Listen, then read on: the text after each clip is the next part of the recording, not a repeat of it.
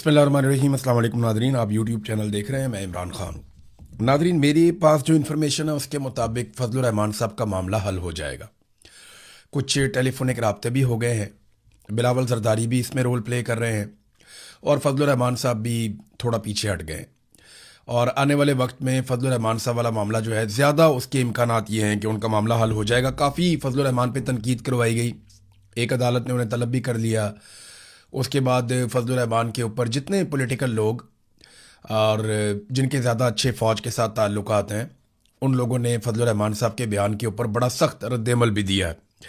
तो फ़िलहाल तो आपको कुछ दिखाई नहीं दे रहा। फजलुर रहमान साहब का मामला ये है ना कि जो उन्होंने बातें की वो सारी बातें ठीक हैं। ख़ास तौर पे जो लश्कर वाली बात की वो उनकी बात बिल्कुल ठीक है, 100% ठीक है। लेकिन जहाँ वो कमज़ोर जुमला बोल गए या जहाँ उनसे गलती हुई, वो जोशे खिताबत के अंदर ये भी कह गए कि जनाब तनख्वाह लेके शहीद होते हैं तो हम पे एहसान ना डालें। ये कमज़ोर जुमला ये नहीं करना चाहिए था। देखें, कोई तनख्वाह लेके तो नहीं ना, कोई वो शहादत शहीद के लिए तो आप उसको इज़्ज़त करते हैं ना। यानी मैंने आपको कल अपने वीलॉग में बताया कि एक्चुअली जब मेरे से ये सवाल किसी फ़ौजी ने पूछा तो मैंने कहा जी आपको आपके काम के लिए हम तनख्वाह देते हैं। तो उसने कहा जी क्या इतने पैसों के लिए कोई शहीद हो जाएगा? मैंने कहा नहीं, शहादत के लिए हम इज़्ज़त देते हैं, शहादत के लिए हम कदर करते हैं, हम प्यार करते हैं। तो शहीद का तो एक रुतबा होता है, जितने मर्जी इख्तलाफात हों, जो मर्जी हो, जो भी शहीद होगा अपने वतन की खातिर, अपनी कौम की खातिर, उसका एक रुतबा, उसका एक मर्तबा है जो उससे कोई नहीं छीन सकता। और तमाम कौमें अपने शोहदा की इज्जत और कदर करती हैं। यही पाकिस्तान में होता है।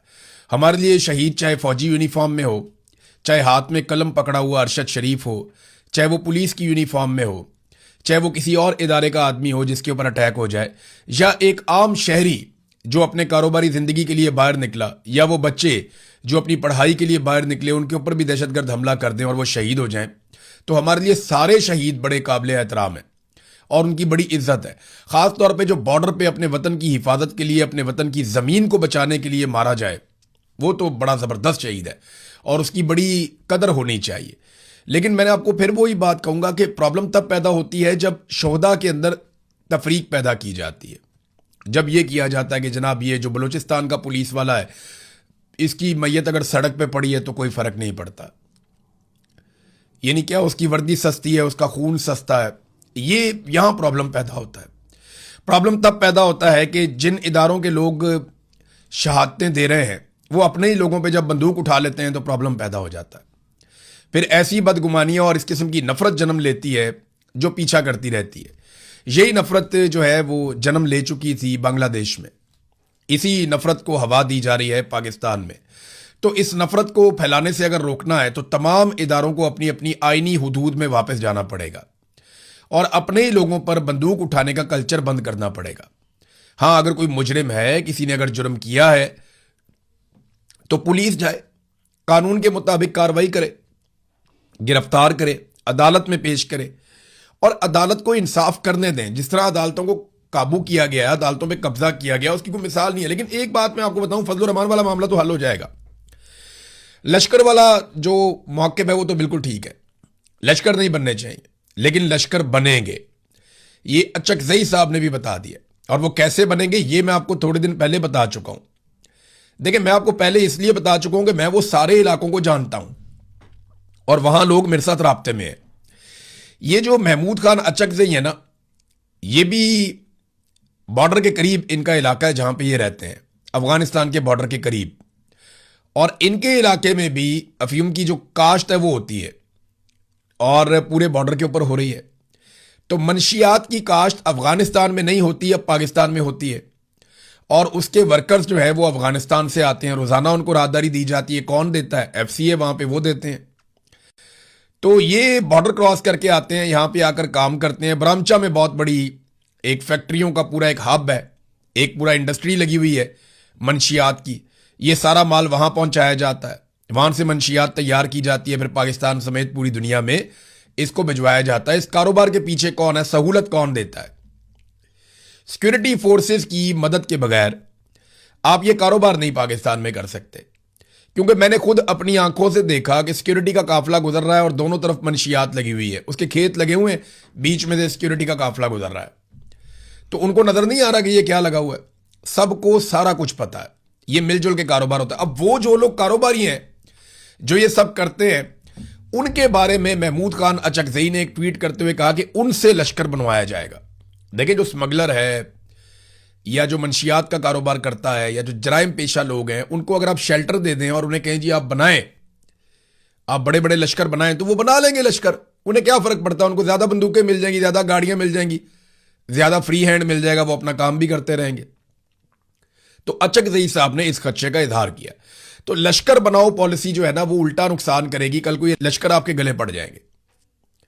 फिर एक और बहुत अजीब काम होगा कि ये जो लश्कर आप बनाएंगे, बाद में वो तंजीमें जिनके साथ आपकी सुलह हो जाएगी, वो और ये लश्कर आपस में लड़ते रहेंगे। फिर टारगेट किलिंग भी शुरू हो जाएगी फ्यूचर में। हमने यही देखा है अब तक, और फजलुर रहमान साहब ने इसकी निशानदेही बिल्कुल दुरुस्त की है। लेकिन जहां पे शहीद वाले मामले में उन्होंने एक कमजोर बात की जिसका उन्हें नुकसान हो रहा है, पाकिस्तान तहरीके इंसाफ ने अक्लमंदी का मुजाहरा किया कम से कम फजलुर रहमान के इस जुमले के साथ। जो शोहदा वाला मामला है, इस मामले पे उनके साथ खड़े नहीं हुए, लेकिन बाकी तमाम मामलात में फजलुर रहमान का उन्होंने साथ दिया है। अब एक लम्हे के लिए आप सोचेंगे, जो फजलुर रहमान ने स्टेटमेंट दिया, अगर इस तरह का स्टेटमेंट इमरान खान या उनकी पार्टी का कोई बंदा दे देता तो क्या होता। अभी तक ना जमीन आसमान इन्होंने एक कर देना था। इमरान खान वो आदमी है जो कहता है कि मुल्क भी मेरा है, फौज भी मेरी है। वो कहता है मैं मालिक हूं मुल्क का भी और फौज का भी मालिक हूं, और वो पाकिस्तान का इलेक्टेड रिप्रेजेंटेटिव भी है। यानी पाकिस्तान ने सबसे ज्यादा उसको वोट डाले हैं, तो पाकिस्तान का मालिक तो वही हुआ ना। पाकिस्तानियों ने पाकिस्तान की मलकियत उसको दी है, तो वो ये कहता है कि ये मुल्क मेरा है, ये फौज भी मेरी है। ये इमरान खान कहता है, वो ओनरशिप लेता है। उसको जेल के अंदर डाला हुआ, उसको सजा देना है। लेकिन फजलुर रहमान साहब ने जो किया, उसके बाद आप देखिएगा कितने आराम से सुलह हो जाएगी। उसकी एक वजह है, इमरान खान ने ना मिलिट्री एस्टेब्लिशमेंट का इक्तदार चैलेंज कर दिया। इमरान खान ने इनका मफाद चैलेंज कर दिया और इनको एक्सपोज कर दिया। फजलुर रहमान ने यह नहीं किया। फजलुर रहमान ने एक जुमला बोला, ये सुलह कर लेंगे बाद में। फजलुर रहमान का गुनाह ज्यादा बड़ा होना चाहिए जो जुमला उन्होंने बोल दिया, जिस तरह की उन्होंने बात की। लेकिन मिलिट्री एस्टेब्लिशमेंट को यह पता है कि ये आदमी खुद एस्टेब्लिशमेंट है, ये बाहर नहीं जाएगा। ये खुद एक एलीट क्लास का आदमी है फजलुर रहमान, ये हमसे दूर नहीं जाएगा। और मुझे लगता है कि सुलह हो जाएगी। काफी दबाव फजलुर रहमान पे पड़ गया है और उम्मीद है कि जल्दी सुलह हो जाएगी। जो मेरे पास इंफॉर्मेशन आ रही है उसमें तो सुलह के हवाले से अच्छी खबरें हैं। दूसरा, थोड़ी सी अच्छी खबरें आई हैं कि कुछ मुज़ाकरात जॉइंट अवामी एक्शन कमेटी के साथ भी हुए हैं, पाकिस्तान पीपल्स पार्टी के लोगों ने किए हैं। और उम्मीद की जा रही है, क्योंकि बिलावल पहुंच गया वहां पे मुजफ्फराबाद में, और बिलावल को ये क्रेडिट, चले बिलावल को ही चला जाए क्रेडिट, अमन तो आ जाए ना कम से कम। ये कत्लो गारतगिरी तो बंद हो जाए ना, आज़ाद कश्मीर के गंदम के रस्ते तो खुल जाए ना, उनकी दवाइयां तो खुल जाएं, उनके स्कूल उनके कारोबार तो खुल जाएं, हालात नॉर्मलाइज हो जाएं, उनके मुतालबात तस्लीम किए जाएं। मामला यह है कि जॉइंट अवामी एक्शन कमेटी कितनी फ्लेक्सिबिलिटी दिखाती है, क्योंकि पीपल्स पार्टी एक मखसूस किस्म का मैंडेट लेकर गई है। और अगर पीपल्स पार्टी ये सुलह करवा लेती है और बिलावल के साथ खड़े होकर जॉइंट अवामी एक्शन कमेटी के लोग ये कहते हैं कि हमारे मामला तय हो गए हैं, तो पीपल्स पार्टी के लिए आज़ाद कश्मीर का ग्राउंड खुल जाएगा। फिर वो बड़े आराम से, धांधली तो उनके लिए होनी है, मिलिट्री एस्टेब्लिशमेंट उनके साथ है, तो फिर वो बड़े आराम से अपनी सीटें जीत लेंगे। जबकि पंजाब में जो 12 सीटें हैं मुहाजिरीन वाली, जिस पे ख्वाजा साद रफीक कंपेन कर रहे हैं आजकल, वहां से वो ज्यादा सीटें जीत कर तो ये अपना इक्तदार इकट्ठा कर लेंगे। लेकिन क्या जॉइंट अवामी एक्शन कमेटी इन 12 नशस्तों वाले मामले पर कंप्रोमाइज करेगी? यह है बड़ा सवाल, और इस सवाल का जवाब अभी हमारे पास नहीं है, क्योंकि मुज़ाकरात चल रहे हैं। फिर मैं आपको बताता हूं। सुहेल अफरीदी साहब ने नाज़रीन तकरीर करते हुए कुछ जुमले बोले हैं। मैं चाहता हूं वो जुमले मैं आपको सुनवाऊं, ताकि आपको आइडिया हो कि सुहेल अफरीदी साहब ने ड्रोन हमलों के सामने किस तरीके से सरेंडर किया है। ये सामने पुलिस वाले बैठे हैं, सुहेल अफरीदी खिताब कर रहे हैं, जरा ये आप सुनिए, बेबसी का इजहार आप सुनिए। उनके खिलाफ जिनकी गलती की वजह से मिस इंफॉर्मेशन होती है, झूठ बोला जाता है कि यहां पर दहशतगर्द है, इसी वजह से मासूम लोगों की शहादतें होती हैं। तो जिसने गलत इंफॉर्मेशन दी कि यहां पर दहशतगर्द है, हालांकि होते वहां पर मासूम लोग हैं, जिसने माटर गोला या ड्रोन अटैक किया, ये दोनों कसूरवार होते हैं। इनके खिलाफ एफआईआर भी होनी चाहिए और इनके खिलाफ कानूनी कार्रवाई भी होनी चाहिए।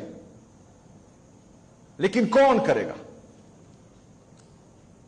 पाकिस्तान में किसी में जुर्रत है कि इनके खिलाफ आवाज उठाए? पाकिस्तान में किसी की जुर्रत है कोई इन पर एफआईआर करे? पाकिस्तान में किसी की जुर्रत है? जो भी है, हम बेचारे सियासतदान, हम तो मजलूम हैं। ये जो सुहेल अफरीदी साहब ने बात की ना, देखिए पहले ये तनकीद करते थे ड्रोन हमलों पे, पहले ये टारगेट करते थे ड्रोन हमले नहीं होने चाहिए, ड्रोन हमले गलत हैं। अब वो अपनी तनकीद को मोड़ कर ले आए हैं कि ड्रोन हमलों के लिए जो लोग इंफॉर्मेशन देते हैं वो लोग गलत हैं। पहले कहते थे ड्रोन हमले पे एफआईआर होनी चाहिए, अब वो कहते हैं कि जो ड्रोन हमलों के लिए गलत इंफॉर्मेशन देते हैं उनके ऊपर एफआईआर होनी चाहिए। तो क्या कोई उनके ऊपर एफआईआर करेगा? किसी में हिम्मत है? यानी ड्रोन हमले पे एफआईआर देना तो बहुत दूर की बात है। जब ये साहब आए थे सुहेल अफरीदी साहब और उन्होंने कहा था कि ये वजीर आला बनने के बाद ड्रोन हमले रुकवाएंगे, और इनका दावा था कि ड्रोन हमलों के ऊपर एफआईआर भी होंगी, इनके सारे लोग भी यही कह रहे थे, तो उस वक्त हमें लग रहा था कि शायद ये कर पाए, लेकिन एक भी एफआईआर ड्रोन हमले के खिलाफ नहीं कर पाए। अब वो बेबसी का इजहार कर रहे हैं कि ड्रोन हमले तो अपनी जगह, जो बंदा गलत इंफॉर्मेशन देता है जिसकी बुनियाद के ऊपर मासूम लोग मारे जाते हैं, इंफॉर्मेशन देने वाले पर भी एफआईआर देने की जुर्रत नहीं है, हिम्मत नहीं है। तो ये एक लेवल का सरेंडर है। इमरान खान होते तो शायद वो हिम्मत दिखा देते, उन्होंने माजी में भी ड्रोन हमले बंद करवाए थे, हो सकता है वो करवा देते, लेकिन सुहेल अफरीदी साहब ने अमली तौर पे हाथ खड़े कर दिए हैं।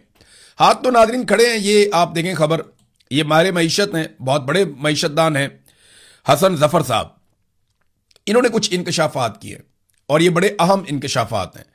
वो ये कहते हैं कि पिछले साल स्विट्जरलैंड में जो ड्यूस कॉन्फ्रेंस हुई थी उसमें हमारे जो हुक्मरान गए थे पाकिस्तान के, उन्होंने दुनिया के सामने पुराना रोना धोना शुरू कर दिया, जनाब हमारे यहाँ सिक्योरिटी के मसाइल हैं। तो इन्हें जवाब दिया गया आपके सिक्योरिटी के मसाइल अर्जेंटाइन और मैक्सिको से ज्यादा बड़े नहीं है। उन्होंने बहाना बना रखा है कि सिक्योरिटी मसाइल की वजह से मईशत आगे नहीं बढ़ रही, ना नौमन तेल होगा, ना राधा नाचेगी, ना सिक्योरिटी ठीक होगी और ना ही मईशत ठीक होगी। तो हम इसको एक बहाने के तौर पे भी इस्तेमाल करते हैं, ये हमारे मईशियात बता रहे हैं और हम दुनिया को जाके बार बार ये कहते हैं। फिर उन्होंने कहा कि हुकूमत को ये वाज़े तौर पे ऐलान कर देना चाहिए कि हम डिफॉल्ट कर चुके हैं, और इसका उन्होंने सबूत भी पेश कर दिया। उनका यह दावा है कि पाकिस्तान डिफॉल्ट कर चुका है, लेकिन हुकूमत इसे तस्लीम नहीं कर रही। हुकूमत को ऐलान कर देना चाहिए कि हम डिफॉल्ट कर चुके हैं, क्योंकि डिफॉल्ट की सारी निशानियां पूरी हो चुकी हैं। अगर आपका कर्जा जीडीपी का 50% हो जाए तो यह डिफॉल्ट की अलामत है, जबकि हमारा कर्जा जीडीपी का 70% हो चुका है। यह जरा आप समझिए, जो कौमी पैदावार होती है ना, कुल पैदावार, कि एक साल में आपने क्या कुछ बनाया, कितने का बनाया, या सर्विसेज पे पैसे मिला लें आप, जो कुछ भी आप पैदा करते हैं, चाहे अजनास हैं, चाहे इंडस्ट्री है, चाहे कुछ भी है, चाहे सर्विसेज हैं, जितना कुछ आप जनरेट करते हैं एक साल में, उसको जीडीपी कहते हैं। अगर किसी मुल्क की तमाम पैदावार या कौमी पैदावार पूरे मुल्क की जो है, जिसको जीडीपी कहते हैं, उसका आध में उसका कर्जा हो जाए ना, तो वो डिफॉल्ट हो जाता है। लेकिन हम 70% तक हमारा कर्जा पहुंच गया है हमारे टोटल जीडीपी के। तो पाकिस्तान को अनाउंस करना चाहिए, वो ये कह रहे हैं हसन जफर साहब। लेकिन पाकिस्तान डिफॉल्ट का इसलिए भी ऐलान नहीं कर रहा कि हमारा ग्रे एरिया बहुत बड़ा है, यानी पाकिस्तान जो है उसके और भी बड़े मसाइल हैं। और डिफॉल्ट अगर ये इस वक्त ऐलान कर देते हैं तो आसिम मुनीर साहब का मुकम्मल सरेंडर अनाउंस हो जाएगा कि मईशत में पूरी तरह नाकाम हो गए। क्योंकि एक भी फील्ड में आसिम मुनीर साहब कामयाब नहीं हुए, ये मैंने आपको बताया, मुकम्मल फेलियर हो चुका है मौजूदा रजीम का। और ये पूरी कहानी आपको इन 2 जुमलों में, जो अभी हसन जफर साहब के मैंने आपको बताए, मईशत के माहिर हैं, वो ये बता रहे हैं किस तरीके से हम सिक्योरिटी के बहाने बनाकर दुनिया को कहते हैं कि हम पैसे नहीं दे सकते, या हमारे हालात बहुत खराब हैं, हमारी मदद करें। और दूसरा, हम डिफॉल्ट कर चुके हैं लेकिन हुकूमत अनाउंस नहीं कर रही, ये बात भी इन्होंने क्लेम किया। देखिए, डिफॉल्ट तो आपने करना है, जो आपकी पॉलिसियां, जो आपकी हरकतें। मिसाल के तौर पे आप ये देखें, एक्सप्रेस ट्रिब्यून के अंदर ये खबर छपी हुई है, और ख्वाजा आसिफ ने कल हमला कर दिया था शहबाज राणा साहब पे। ये जर्नलिस्ट हैं और ये खबरें देते हैं। अब बजाय खबरें पढ़ के मुल्क को ठीक करने के ये सहाफियों के ऊपर हमला कर रहे हैं। जनाब, आपकी खबरों की वजह से सरमायाकारी नहीं आ रही। ख्वाजा आसिफ साहब, आपकी और एस्टेब्लिशमेंट की करतूतों की वजह से सरमायाकारी नहीं आ रही। शहबाज राणा की खबरों का इसमें कोई कसूर नहीं है बेचारे की। वो तो जो खबर होती है वो दे देते हैं, आपका मौक़िफ़ आता है वो भी बयान कर देते हैं। वो तो एक बहुत बैलेंस्ड अप्रोच के साथ चल रहे हैं। लेकिन आपकी हुकूमत बैलेंस्ड नहीं है। आपने जो घटिया पॉलिसियां बनाई हैं, आपने और एस्टेब्लिशमेंट ने, उनकी वजह से पाकिस्तान में सरमायाकारी नहीं आ रही। शहबाज राणा के ऊपर चढ़ाई करने की कोई जरूरत नहीं है। ना उनका कोई कसूर है। अब देखें ना, उनकी ये खबर आप देखेंगे, पीआईए जो है ये वैसे तो बिका था 10 अरब रुपए में, 10 अरब इन्होंने पहले दिया था, पीआईए इनके हवाले हो गया था, कुछ पैसे बाद में दिए। मैंने आपसे कहा था ना कि पीआईए के असासी हिस्से ज्यादा हैं, 14.2 अरब रुपए की सिर्फ प्रॉपर्टीज हैं जो पीआईए के साथ गई हैं, 14.2 अरब रुपए की। अब मुनाफा चेक करें कैसा हुआ, क्या किसी को ऐसा मुनाफा मिलता है? जब 10 अरब रुपया दिया तो 14.2 अरब रुपए की प्रॉपर्टीज आ गई, और इसके अलावा लगभग 8 से 10 अरब रुपए के स्पेयर पार्ट्स आ गए। जहाज उसके अलावा हैं जो बहुत बड़ी तादाद में है, दर्जनों जहाज हैं। इंटरनेशनल एयरलाइन है तो उसके रूट्स भी हैं, वो भी साथ दे दिए। उसकी गुडविल है, वो भी साथ दे दी। उसका स्टाफ है, बेशुमार चीजें दे दी। और दे दी कैसे? औने पौने। और दी किसको? फौजी फाउंडेशन और उनके जो हमायती हैं या उनके साथ जो उनका एक ग्रुप बना हुआ है, उनको दे दी गई। मौजा ही मौजा। मैं आपको एक और चीज दिखाता हूं, ये जरा देखें आप। पाकिस्तान में अदलिया की करप्शन के ऊपर एक आलमी तंजीम ने स्टेटमेंट जारी किया है। लेकिन पहले मैं आपको अदलिया का एक और कारनामा बताता हूं। आपने ये अभी फैसला देखा होगा, लोग बड़े खुश हो रहे थे, काजी फायद ईसा को बुरा भला कह रहे थे कि मुनाल वाला फैसला काजी ने गलत दे दिया। अतर मिनुल्लाह ने भी इसके ऊपर फैसला दिया हुआ है माजी में। ये कहानी है क्या, मैं आपको बताता हूं। हुआ यह था कि 2006 में एक मुनाल रेस्टोरेंट बना था मारगला के पहाड़ों में, और 15 साल की लीज के ऊपर मुनाल रेस्टोरेंट के मालिक ने यह जगह ली थी 2021 तक के लिए। लीज खत्म होने से 2 साल पहले यानी 2019 में पाकिस्तानी फौज का एक इदारा है remount veterinary and farms directorate, तो ये जनरल हेडक्वार्टर यानी जीएचक्यू का इदारा फौज का, ये आ जाता है मैदान में और ये एक लेटर लिखता है मुनाल वालों को कि जनाब अब आपने किराया हमें देना है, और पिछले 3 साल का किराया भी आपने हमें देना है। आपने सीडीए को किराया नहीं देना, यानी कैपिटल डेवलपमेंट अथॉरिटी जो सीडीए है इस्लामाबाद की मलकियत जिनके पास है, आपने गवर्नमेंट को किराया नहीं देना, आपने किराया हमें देना है, क्योंकि ये जगह अब हमारी है और हम हैं इसके मालिक। पिछले 3 साल का किराया भी जमा करवाओ। अब जनाब मुनाल वहां पे पैसे जमा कराता है, किराया सीडीए वाले कहते हैं हमें किराया दो, और जो पाक फौज है वो कहती है जी हमें किराया दो। अब वो दो जगह पे किराया दे रहे थे, ये मामला लेकर वो अदालत में चले गए और उन्होंने कहा जी कि अब हम किराया इनको दे रहे हैं तो आप गवर्नमेंट से या सीडीए से हमें पैसे वापस दिलवाएं। ये मामला चला गया हाई कोर्ट में। जब ये मामला हाई कोर्ट में गया तो अतर मिनुल्लाह साहब ने इस मामले को पकड़ लिया और उन्होंने कहा जी ले आओ सारे इसके कागज, क्योंकि ये तो नेशनल पार्क का इलाका है, ये तो अवाम के लिए एक नेशनल पार्क है जहां पे जंगल होगा, जहां पे तफरीह की चीजें होंगी, और यहां पे किसी सूरत भी आप ये सारी एक्टिविटीज नहीं कर सकते। ये नेचर को नुकसान पहुंचा रहे हैं आप, आलूदगी पैदा हो रही, तो ये इलाका है ही नहीं आपका। तो कागजात ले आए, दर्जनों समातें हुई, सहाफी जाते रहे, और जो जीएचक्यू की जानिब से जो वकला आते थे वो कोई रिकॉर्ड पेश नहीं कर सके, बल्कि वो कहते थे 1910 से ये जमीन हमारी है, लेकिन कोई एक भी कागज या एक भी रिकॉर्ड वो अपने क्लेम के हक में पेश नहीं कर सके। तो अतर मिनुल्लाह साहब ने कहा जी ये नेशनल पार्क की जगह है, ये ना मुनाल की है ना जीएचक्यू की है, किसी की नहीं है, नेशनल पार्क की। मामला चला गया काजी फायद ईसा के पास, तो काजी फायद ईसा ने भी इसके ऊपर फैसला दे दिया। अब यह मामला एक रिव्यू में गया, रिव्यू के अंदर भी फारिग हो गया, लेकिन जब आईनी अदालत बनी तो वो तो आपको पता है कि मिलिट्री एस्टेब्लिशमेंट के कंट्रोल में है, तो वहां पे हसन अजहर रिजवी साहब की सरबराही में एक बेंच बनता है, और फिर ये किराया बड़ा अरसा जो है ना वो ट्रायल कोर्ट के अंदर भी जमा होता रहा। ये लगभग कई साल तक ये ट्रायल कोर्ट के अंदर कुछ 6 करोड़ रुपए तक का किराया वहां पे भी जमा हो गया था। अब आईनी अदालत ने कह दिया जी फेयर ट्रायल नहीं हुआ, और आईनी अदालत ने पिछले सारे फैसले फारिग कर दिए। यानी ये जो 8000 एकड़ से ज्यादा जमीन के ऊपर दावा किया गया जीएचक्यू की जानिब से, तो उन्हें इसका सबसे बड़ा फायदा हुआ। अब ये जमीन जीएचक्यू की है क्योंकि फैसला फारिग कर दिया गया। पहले अदालती फैसले ये कहते कि ये नेशनल पार्क की जमीन है, ये इन्वायरमेंट के लिए है, नेशनल पार्क की जमीन है, अवाम इसकी मालिक है। लेकिन जीएचक्यू का क्लेम जिसके हक में वो कोई एक कागज भी पेश नहीं कर सके, उनका क्लेम पहले वाले फैसलों ने उड़ा दिया था, अतर मिनुल्लाह ने और काजी फायद ईसा ने। अब जनाब जो नया फैसला आया उसके मुताबिक उन्होंने कहा सिविल कोर्ट डिसाइड कर लेगा, और सिविल कोर्ट भी डिसाइड करेगा वो जो 2 एकड़ मुनाल के पास है ना, 2-3 एकड़, उसके ऊपर डिसाइड करेगा कि मुनाल अपने 2-3 एकड़ का मामला लेकर चला जाएगा सिविल कोर्ट के अंदर, बाकी सारा फैसला कलअदम, और अब सारा कब्जा सारा कंट्रोल जो है वो चला गया जीएचक्यू के पास। ये है नादरीन पूरी कहानी। जनाब इस सारे फैसले का जो वन लाइनर है वो ये है कि सारे रकबे तुम्हारे लिए हैं, सारे रकबे तुम्हारे लिए हैं। ये मेरे एक दोस्त हैं, उन्होंने सोशल मीडिया पे लिखा भी, पाकिस्तान में ही है, जर्नलिस्ट हैं, उन्होंने कहा जी ओवरऑल यही है। राजा बशारत साहब ने गालिबन ये लिखा कि सारे रकबे तुम्हारे लिए हैं। तो कहानी बीच में यही निकली है। तो ये अदलिया जो है ये इस तरीके से सहूलतकारी कर रही है। अब जो बैनुल-अक़वामी सतह पे आवाज उठाई गई हमारी अदलिया के मामले में, international federation for human rights तंजीम ने खबरदार किया कि पाकिस्तान में अदालती करप्शन मुनज़्ज़म शक्ल इख्तियार कर चुकी है और खदशा है कि ये ग्रैंड करप्शन तक पहुंच जाएगी।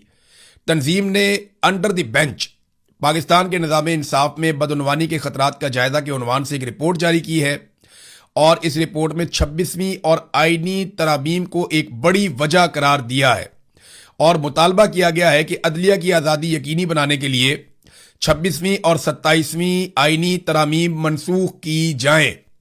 ये नाज़रीन अब दुनिया से आवाज़ें उठना शुरू हो गई हैं, लेकिन पाकिस्तान में तो फैसले हक में आ रहे हैं मिलिट्री एस्टेब्लिशमेंट के, और वो आईनी अदालत से वो सारे फ़ायदे उठा रहे हैं जिसके लिए ये अदालत बनाई गई थी। फ़ायदे फिर जजेस भी उठाते हैं ना। मिसाल के तौर पे एक और खबर देखें, कितनी इंटरेस्टिंग है, आपको बड़ा मज़ा आएगा आपको इस खबर का। ये जनाब पंजाब के जज साहिबान के लिए एक सहूलत दी गई है कि जितने भी जुडिशल अफसरान हैं उनको सब्सिडी के ऊपर गाड़ियां लेके दी जाएंगी, और ये कीमती गाड़ियां जिनकी कीमत 40, 50, 60 लाख रुपए तक हो सकती है, 2.5 से 3 लाख रुपए में अफसरान इन गाड़ियों को खरीद कर अपने घर ले जाएंगे। यानी कितनी मजे की बात है। जो गाड़ी आप मार्केट में जाते हैं और आप खरीदते हैं आपको मिलती है 50 लाख में, 60 लाख में, 40 लाख में। ये वाली गाड़ी जो जज साहिबान हैं या जो जुडिशल अफसरान हैं, और बहुत बड़ी तादाद में है ये, इन्हें ये गाड़ी 2.5 लाख से 3.5 लाख के बीच में मिल जाएगी। तो मौजा ही मौजा। अब मुझे आप बताएं ना, ये वाले जजेस नून लीग के खिलाफ या पंजाब हुकूमत के खिलाफ कोई फैसला दे पाएंगे जिन्हें आपने इतनी बड़ी रिश्वत दे दी है, इतना बड़ा फायदा आपने दे दिया है। पाकिस्तान में कहीं किसी को यह फायदा नहीं है, लेकिन यहां पे यह फायदा दिया जा रहा है। तो आप समझ जाए ना कि मामला कैसे चल रहा है। हर चीज को कंट्रोल करना है। अब तक के लिए इतने, अपना ख्याल रखिएगा, अपने चैनल का भी। अल्लाह हाफ़िज़।